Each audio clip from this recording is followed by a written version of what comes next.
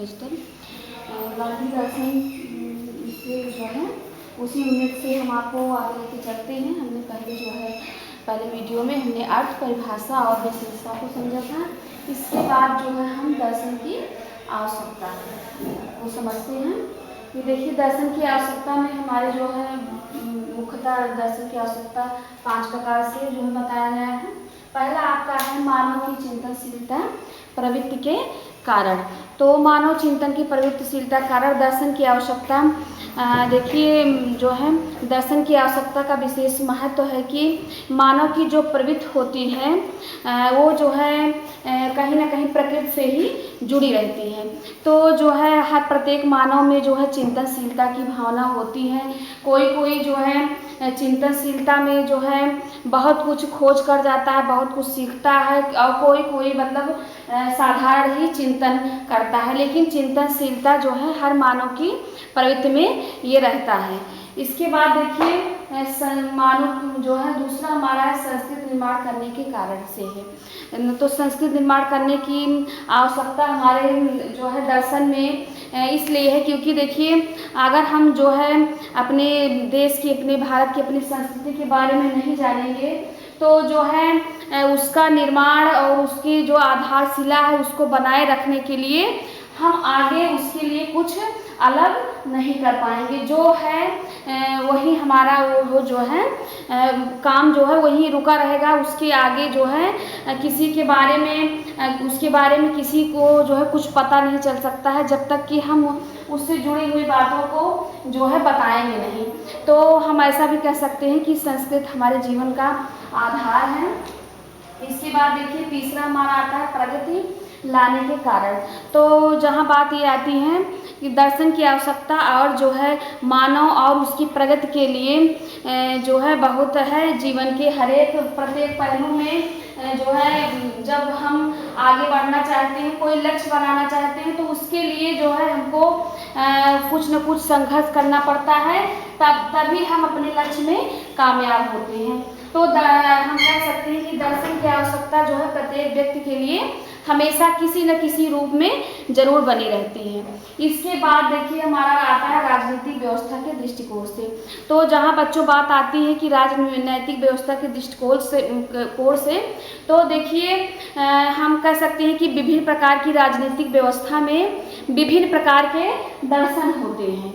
और जो है जनतंत्र में जनतांत्रिक दर्शन होता है जिसमें प्रत्येक व्यक्ति जो है समान अधिकार का होता है। उसके लिए कोई अलग से नियम या कानून नहीं बना रहता है। जनतंत्र में उस मतलब वो स्वतंत्र रहता है, जो है उसको पूरा अधिकार रहता है। सबको उसमें कोई हिंदू, मुस्लिम, सिख, ईसाई उसमें कोई बंटवारा नहीं रहता है। सबको एक जो है एक ही अधिकार, समान अधिकार दिया जाता है। तो जो है हम कह सकते हैं कि विभिन्न प्रकार की राजनीतिक व्यवस्था में विभिन्न प्रकार के दर्शन होते हैं और जो है सबको समान अधिकार प्रदान किया जाता है। इसके बाद देखिए बेटा बच्चों हम आते हैं कि शैक्षिक विकास की दृष्टिकोण से। तो जहाँ बात आती है अगर हम कहें तो शिक्षा ही हमारी सब कुछ है। शिक्षा ही हमारे जीवन के प्रगति का मूलभूत आधार है। और अगर शैक्षिक दृष्टि से देखा जाए तो इसमें जो है दर्शन का बहुत अधिक महत्व होता है। शिक्षा प्रणाली जो है हम कह सकते हैं कि शिक्षा प्रणाली को सफल बनाने के लिए दर्शन की बहुत अधिक आवश्यकता होती है। देखिए हमारी जो शिक्षा प्रणाली है उसमें जो है कब क्या पैटर्न, कौन सा पाठ्यक्रम लाना है, कौन सा नहीं लाना है, इन सब चीज़ों को जानने के लिए दर्शन की हमको बहुत ज़्यादा आवश्यकता होती है। अब देखिए बच्चों ये हमारा जो है पाँच आवश्यकता हो गई, जैसा कि आप लोग जो है देखें। इसके बाद देखिए आता है गांधी दर्शन। कभी कभी हमारे जो है एग्जाम में पूछ लिया जाता है कि गांधी दर्शन से आप क्या समझते हैं। तो देखिए आप लोग जानते होंगे कि महात्मा गांधी जी जो थे वो उच्च कोटि के समाज सेवी जो है विचारक, आदर्शवादी तथा आध्यात्मिक सिद्धांत के प्रतिपादक थे। वो उच्च कोटि के विचारधारक थे। वो हमेशा अपने देश के बारे में जो है चिंतनशील चिंतनशील रहते थे, जो है कि ऐसा क्या किया जाए कि हमारे देश की जो अर्थव्यवस्था है जो है वो अच्छे से जो है सुधर जाए। इसके बाद देखिए गांधी जी का संपूर्ण जीवन अगर हम कहें तो एक लफ्ज में कि गांधी जी का संपूर्ण जीवन ही एक दर्शन था। गांधी जी जो है दार्शनिक विचारधारा के थे और जो है हम कह सकते हैं कि जो है गांधी जी जो थे उनको जो है अहिंसा और सबके पुजारी माने जाते थे, आप जानते हैं, और इसीलिए गांधी जी को हम राष्ट्रपिता का भी दर्जा दिए हैं। अहिंसा परमो धर्मा, जैसा कि गांधी जी ने बताया है, और वो राष्ट्रपिता के नाम से जाने जाते हैं। और गांधी जी को अगर गांधी जी का जन्म जानते होंगे आप, गुजरात के कटिहार में हुआ था। और गांधी जी जो है अपने समाज के लिए, अपने देश के लिए हमेशा निश्चल भावना से हमेशा जो है कर्मरत रहते थे, जो है हमेशा जो है एक विचारक के तौर पर, एक जो है दार्शनिक के तौर पर वो हमेशा ये सोचते रहते थे। इसके बाद देखिए हम कह सकते हैं कि जो है गांधी जी जो थे उन्होंने जो है उन्होंने भारतीय दर्शन में जो है गांधी जी का प्रमुख योगदान रहा है, विशिष्ट योगदान रहा है, जैसा कि आप लोग जानते हैं। तो उनके दर्शन को जो है मुख्यतः 3 भागों में बांटा गया है। उनके दर्शन को 3 भागों में बांटा गया है। कौन कौन से? पहला हमारा तत्व मीमांसा, दूसरे ज्योतिर्गणित मीमांसा और तीसरा समाज दर्शन। तो इसके बाद देखिए हम जो है हमारी यूनिट में ये आता है कभी कभी शांति का अर्थ। शांति से आप क्या समझते हैं? तो कभी कभी इसमें पूछ लेते। तो देखिए शांति की बात आती है तो देखिए बच्चों, जैसे शांति से अर्थ निकलता है कि शांति का मतलब साधारण तौर पर हम किसी भी काम को निपटा लें जिसमें किसी प्रकार का कोई जो है लड़ाई झगड़ा, कोई टकरार ना हो। और हमारे जैसा कि हम जानते हैं कि हमारे देश में, हमारे राष्ट्र में हमेशा सबको जो है शांति प्रिय ढंग से ही अपने काम को निपटाना जो है ज़्यादा अच्छा लगता है। देखिए कोई भी कार्य हो बच्चों तो उसको अगर शांतिपूर्वक ढंग से अगर किया जाता है तो उस चीज़ में हमको बहुत, उसमें ज़्यादा हमको सुकून मिलता है। तो जो है और हमारी भारतीय संस्कृति का प्रमुख केंद्र जो है, मुख्य केंद्र किसको माना गया है? व्यक्ति को, क्योंकि जो है व्यक्ति के अंदर ही ये सारी जो है चीज़ें होती हैं। व्यक्ति के द्वारा ही जो है हम हर चीज़ को जो है किसी भी चीज़ को पाठ्यक्रम के थ्रू या जो है लेक्चर के थ्रू हम आपको समझा सकते हैं, बता सकते हैं। उसके बाद देखिए जो है महिला, देखिए शांति के लिए ये बहुत ज़रूरी है कि जो महिलाएं हैं, महिलाओं का विकास जो है किए बिना शांति को जो है अच्छे ढंग से जो है हम अच्छे ढंग से हम उसको किसी के सामने कोई भी काम हो तो देखिए उसमें महिलाओं का बहुत बड़ा योगदान होता है।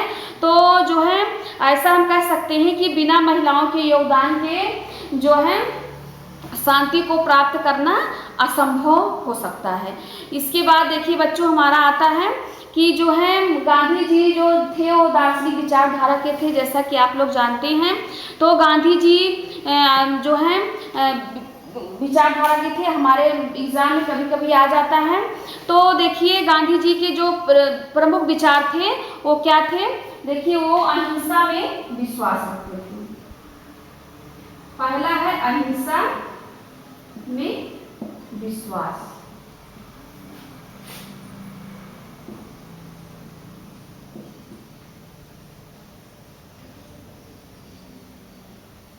अहिंसा में विश्वास, ठीक है। गांधी जी जो है देखिए बच्चों अहिंसा में विश्वास रखते थे। उन्होंने बताया कि अहिंसो परमो धर्मा, जो है हम कोई भी वो अहिंसा के जो है पुजारी थे, वो सत्य के पुजारी थे। वो हमेशा कोई कार्य रहता था तो उसको शांतिपूर्ण ढंग से वो करना चाहते थे, बिना किसी लड़ाई झगड़ा युद्ध के जो है वो उसको समाप्त करना चाहते थे।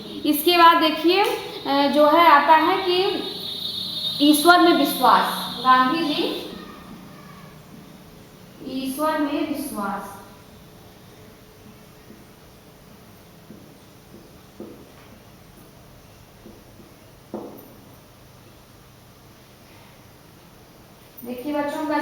गांधी जी जो थे वो ईश्वर में बहुत ज़्यादा विश्वास रखते थे और जो है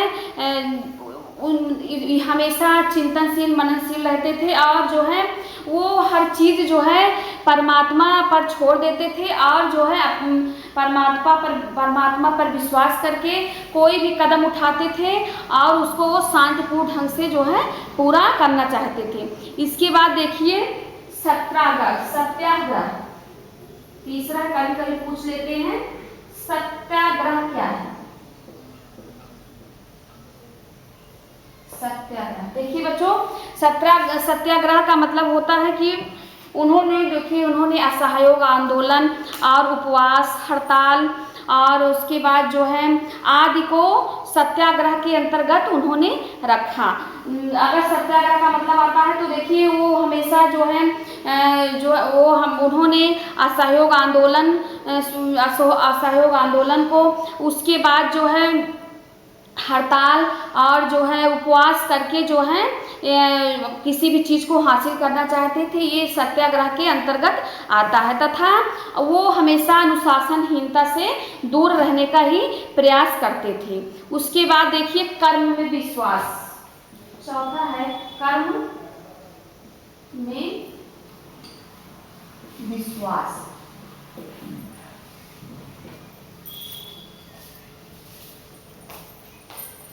कर्म में विश्वास, देखिए जैसा कि बच्चों हम जानते हैं कि अगला हमारा क्या है कर्म में विश्वास। गांधी जी हमेशा जो है कर्म करने पर में ही विश्वास रखते थे। उनका ये मानना था कि जब तक हम कर्म नहीं करेंगे तब तक हम अपने लक्ष्य को जो हम पाना चाहते हैं वहाँ तक हम नहीं पहुँच सकते। इसलिए वो हमेशा जो है प्रयासरत रहते थे, किसी भी कार्य को करने के लिए पूर्णतः वो अपना तन मन लगा देते थे। इसके बाद देखिए बच्चों हम जो है कल हम आपको अगली वीडियो में इसके आगे का बताएंगे। जैसा कि जानते हैं कि यूनिट थोड़ा हमारी बड़ी है तो इसको जो है कल तीसरे भाग बताएंगे। उसके बाद तब ये आपकी यूनिट समाप्त होगी। Thank you class.